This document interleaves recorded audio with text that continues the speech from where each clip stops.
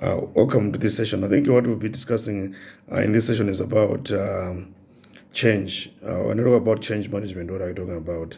So, I think what is important for us to appreciate is that within an organization, for example, there are various changes that tend to happen within the organization. Could be the internal processes from the kind of policies that we have, could be the processes, the systems that we are using within the organization, among many other things. You can change offices and all that. People can be promoted from a lower position to a higher position. Could be the change in terms of the workflow.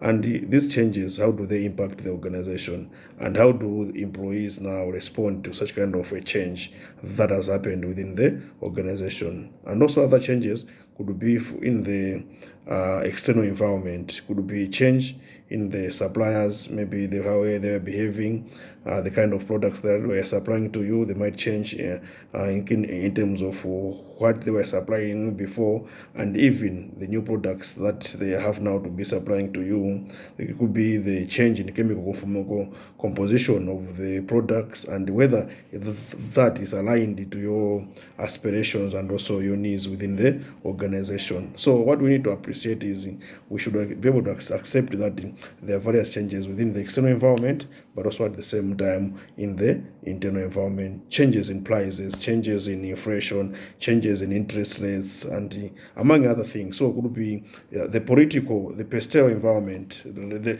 changes in the laws, for example. Yeah, so you look at the political environment, the legal environment, the political environment, the legal environment, the social environment, and even the economic environment, how those changes impacting you as an organization. And also at the same time, there could be the changes within the organization. You might wish to appreciate that nowadays we are coming in, a new generation of employees are joining the organization. The way they perceive things is not the same way those people who are older enough, they perceive things. So they might need for some of the changes that also have to happen. For example, I recall when I was first joining the work industry, it was abnormal for you to send official document through email. Yeah. But nowadays, emails, people are able to send each other through emails. Even when WhatsApp was coming in, people were not even able to respond or to communicate to each other through WhatsApp on official communications. But nowadays, you can send an invitation to another an organization through WhatsApp. You can send information to another organization through emails, besides sending the hard copies. But maybe the hard copy can take time and all that. Maybe someone is not in the office. Nowadays, people are able to scan, they're able to take a picture and be able to send it to a boss. The boss is able to to issue instructions to someone, do ABCD and all that. But at first, that was not regarded as the official communication. But nowadays, things are changing. So what we need to appreciate is there will always be change. And some, up to now, they are still resisting the change. The changes that have happened in the work environment, you might find that some are also resisting such kind of changes. So I'll give an example, like in the retail business, for example, we used to have a system whereby employees, the till operators, were using, they had to punch in the prices of products, for example. But nowadays, the people just swipe on the till. You see, so all those things. So these are some of the changes that have happened within the workplace. How, as an organization, how do you harness change? So why do people resist the change?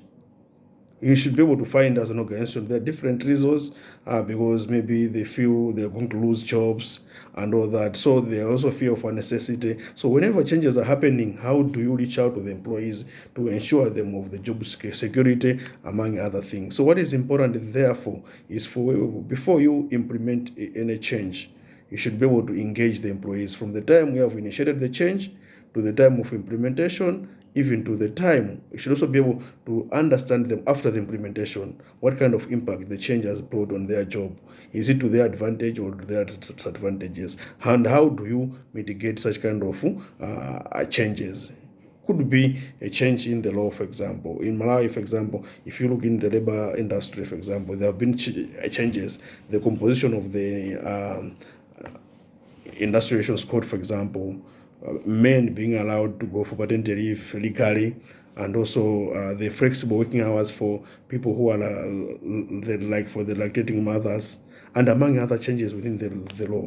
But also even access to pension, there's been changes in that regard. So this kind of changes, how do you manage them to ensure that the staff are well informed of these particular changes? Because in one way or another, this kind of changes can bring an impact to the operations of an organization. So before you bring any change, whether it's a change in the sales system, for example, a change in the accounting system we are using, have you inducted the employees to understand that this change is there and has happened, and have we involved the employees in the change process? We need to know that there are others who have got a flexible mindset and others have also a fixed mindset. So those people with a fixed mindset are the people who are not willing to change. But those people with a flexible mindset, they are able to graduate from the old system to the new system. So what is important for us as organizations, we need to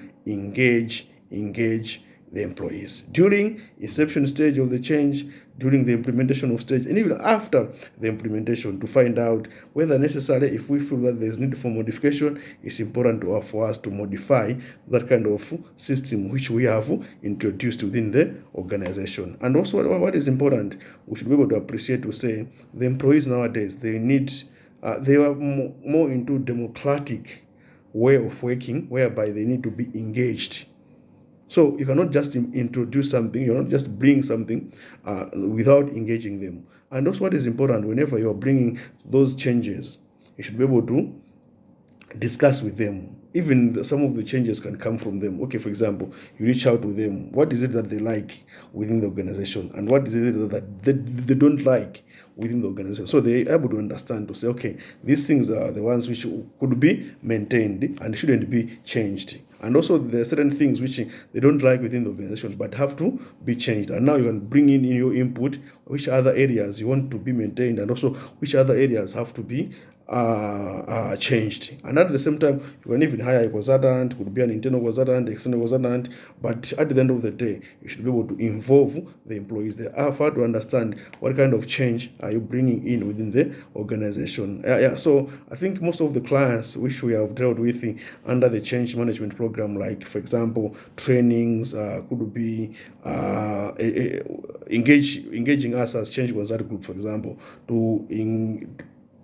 to develop a change management program for an organization. You find that these are some of the issues that we tend to deal with. What we encourage people is to say they always need to engage the employees, not just to introduce a system or a new process without engaging the employees. So that's what is very, very important. And also the change agent, the change whosoever who is going to champion this kind of change should have a lot of information on the benefits that the change is going to bring compared to the challenges that the change is going to bring. So these are some of the important aspects of change management which we need to be able to know. I cannot be able to be specific in terms of what changes have to be in each and every organization, but each and every organization should be able to identify the areas